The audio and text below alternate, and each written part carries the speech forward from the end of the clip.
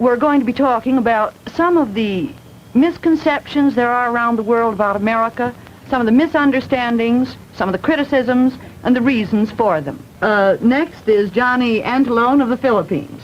Johnny hasn't taken very good advantage of his educational opportunities. He can only speak 9 out of the 86 languages in the Philippines and the some 200 dialects that they speak. He's also, just a minute, Johnny. He's also going to miss his graduation exercises on April 1st in the Philippines. Too bad, because he's valedictorian of his class, chairman of the debating society, editor of the school newspaper, president of the student council, and I can't tell you how much else. How about you, Johnny? We've heard from the Middle East and Western Europe now. How about the Voice of Asia? Well, speaking for the Asians, I can say that some of the points that bring the greatest resentment between America and the Asians are these. First of all, you have a desire to run everything from the Asian point of view. And second, you bring with you an aura of superiority which greatly infuriates most Asians. You have a smugness, a complacency that infuriates us and makes us think that you consider yourself the best people on the top of this world. And then the other point is that you have so much inconsistency in your foreign policy all over the world that most Asians do not know what to expect from the United States. We live from day to day in a state of jitters, not knowing whether today you're friends with us and tomorrow you sail us down the river. And then the fourth point is that in helping us, we believe that there are catches. There's a catch in everything you do. I will not say that this is true, but we believe it very much. What's your point about feeling that there's a catch in everything Americans do in Asia? I'd like you to explain that, if you would. You see, Asians look at the United States helping other countries in this way. In helping other countries, you make them so strong that they become powerful competitors or may become powerful rivals. Now, this is like slicing your own throat. We can hardly believe that you would do this without some ulterior motive, so that we believe that anything you give with the right hand must in some way be shadowed with the left. By the way, when I said I did not use that I believe it.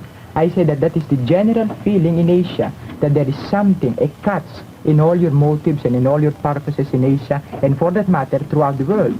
You see, it may or it may not be true, but it is a fact that such a feeling exists and persists, and that is one of the greatest points that separates the East from the West.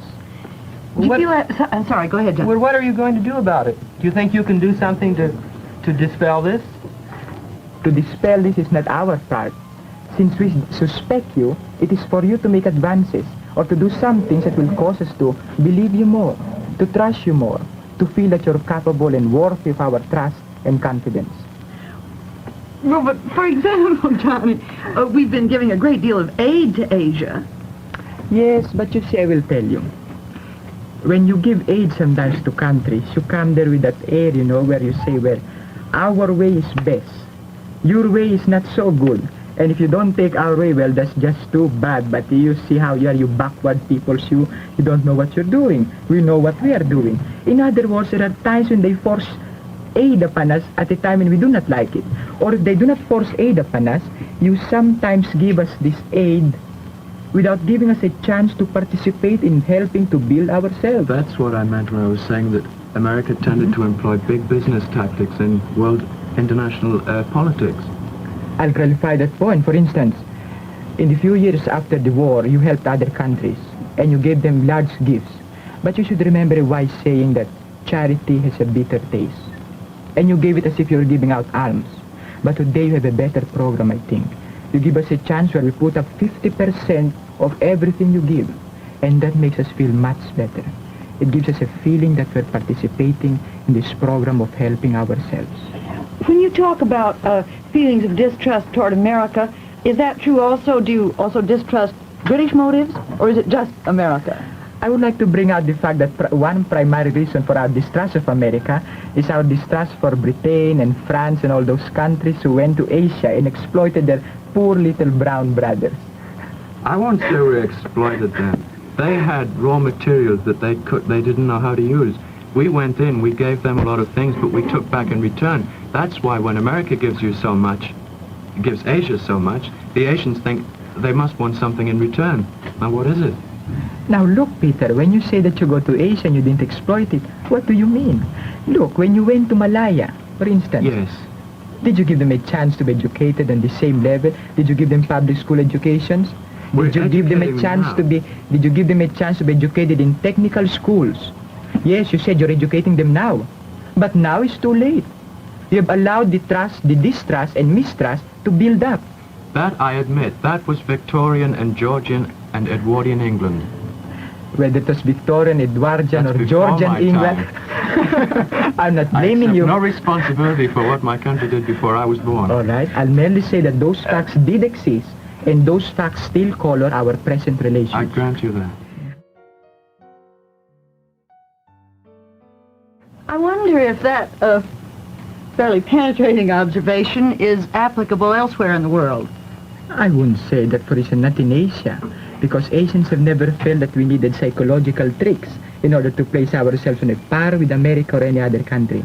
We believe that we have points where we are superior and that we do not have to look for other points where we are inferior. We recognize that there are some points where you're high, some points where we are high, some points where you are low, and some points where we are low. Would you say that that feeling of superiority is just as prevalent among Asians, their superiority, as you find the Westerners feel their own superiority? Yes, in fact, you mentioned that now when an incident comes to my mind. I met a boy one time from the Western Hemisphere, I shall say. I shall not mention names. And one night he told me, while we were in the same room, that he considered most Asians as racially inferior, mentally inferior, psychologically inferior, physiologically inferior, inferior per se.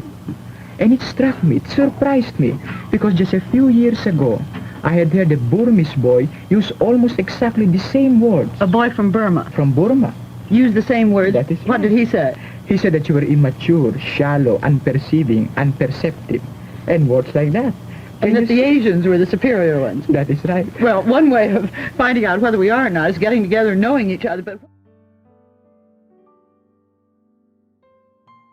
Actually, this is not true because except for a few exceptional schools like science schools, when they are the rare exceptions, you find that pupils are admitted into a classroom without any regard for mental ability, no grading into A, B, C, D, or E, and no adjustment of teaching ability to the type of mentality you have. Johnny, and Johnny, you're... Sorry, go ahead. How much do you know about this? Have you made an extensive survey of this? I wouldn't call it an extensive survey, but as you know, in sampling opinion, you do not necessarily have to ask everybody, but you get a cross-section of opinions. So what I did was to talk to several principals, ask them if this method of giving entrance examinations in public schools is a widespread or a national practice, and they said no, except for certain schools like vocational schools where they have to judge your aptitude. Those are the only kinds of schools where they give you entrance examinations. So you see, I sampled educational authority, people who ought to know. Johnny, you're obviously an expert debater, but could we come back to one or two of your points of criticism in Asia of the United States and criticism in Western Europe of the United States? From where do you get most, or do your people get most of their information about the United States? I think one of the main source of the information they get is the movies. Oh, yeah. The movies, that's yeah. one. Now what else? And I don't think it's a very good and very true source of information. What about current affairs? How do you get information about current events in America? Well, speaking for my country and for most Asian countries, we get our information about America, her domestic policies and her foreign policies from American magazines. And I'm not trying to give a plug for any of them, but without mentioning, you have Life, you have the Herald Tribune, let us say, or the New York Times, or Reader's Digest, or Coronet. Can you see? But I was thinking more of reports in your newspapers. Do they come from the regular press agencies? Yes. Yeah. But a lot of British newspapers, of course, have correspondents in Washington and New York. What about I think the government? whole of the free world watches every move that Washington makes. It's the political barometer of the free world. Come. I think it is, Johnny. The political barometer of the free world. You don't agree with that? I wouldn't say that. Why not? So, Barometer in what sense? if America decides on one thing, then it's advisable for the rest of the free world to sort of tag along behind America, because America's paying out so much to the rest of the free world in aid. Oh my That's God. probably the catch. Oh, but No. Peter, we don't pay it out. We don't expect to be dished back something in return. What we realize that we are more fortunate than a lot of peoples in the world, and we try to help them. We don't dish it out in expectation of getting something in return. Yes, but there is that mistrust, as Johnny said. All the money's coming in with the right hand. You've got to watch the shadow of the left hand. That's right. And when is Asia ever going to start getting some kind of Asian federation so that the countries can work together? Is that a fair question? Certainly. I will answer you. for Asia. Good. Right now, you ask me, when is Asia going to get an Asian federation? That time will come when each country in Asia is confident that being a member of an Asian federation will guarantee her not being dominated by another Asian country. What sort of future? What long-term future are you looking for? We're looking toward the time when we can disregard countries like India, because look, if they go into a federation, an Asian federation, they will naturally dominate that federation, and we don't like that. We want to wait. We want to wait until the time when we're strong enough to be able to tell India where to get off. And we and we think that days in far off. Today we prefer unilateral agreements with the United States, single agreements, where we can trust the United States, at least my country can. Well, we hope you have the time. Of course, I'm guilty of what Peter says all Americans are guilty of, wanting to get things done in a hurry. But do you sincerely think that the threat is so slight that you will have all this time to wait? You know, that is one thing. Most Asian countries live so near communist China, and communist China is daily growing a greater menace. And yet, there is less fear in most Asian countries of communism than I have noticed in America. Or at least, we do not publicize communism so much in the Philippines or in other Asian countries as much as you do in the United States. Is it because your Magsaysay has gotten rid and has found a good solution to get rid of communists in the Philippines? Yes. Now, when I say this, I'm speaking entirely for Filipinos. You see, when you have a sense of security at home, you're inclined to feel secure about the rest of the world. So that when President Magsaysay lessened the threat of communism to such a great extent in the Philippines, we feel much secure now, more secure.